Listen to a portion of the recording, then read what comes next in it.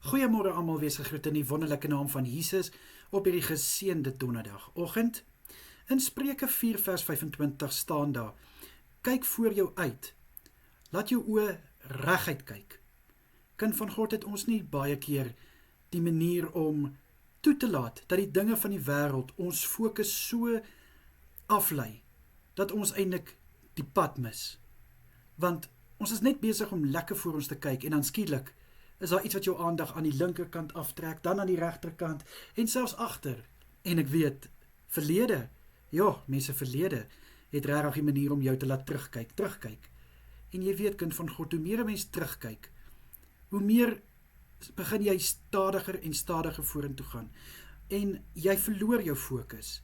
En self ook as 'n mens links van jou kyk, jy vergeet om dan weer voor jou te kyk, want daar is soveel dinge wat ons aandag aftrek.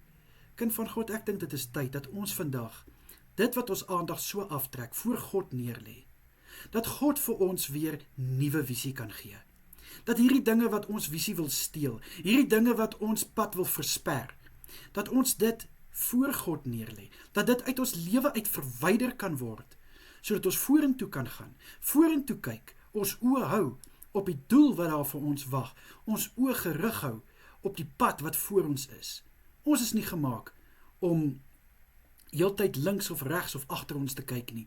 Ons moet voor ons kyk. Ja, as daar iets langs ons is, kyk en gaan weer aan. Ons moenie dat die lewe ons so distrek. Distrek is eintlik vir my 'n beter woord as aflei. Dat dit ons so distrek dat ons eintlik dan begin stil staan nie. Nee, kind van God. Dis tyd dat ons aanhou vorentoe beweeg en al hierdie dinge voor God neerlê, dat hy vir ons gerig kan hou en ons kan lei op die pad wat ons moet loop. Kort woord, maar ek weet dit dra baie betekenis. Mag hierdie woord vir jou baie betekenis dra. En my gebed is, Here, wat daar ook al in elkeen van ons se lewe is, wat ons toelaat, liewe Here, om ons aandag af te trek, om ons te laat fokus verloor, bid ek nou in Jesus naam, dat ons dit voor U sal neerlê, liewe Here, sodat ons kan reguit kyk, voor ons kyk, en nie toelaat dat ons vassteek waar ons lankal al uitgehaal is nie. Asseblief, Here, in Jesus Christus naam is dit my gebed. Amen en amen. Vat hierdie woord en maak dit jou nou, my boetie en sissa. Lekker dag vir julle. Bye bye.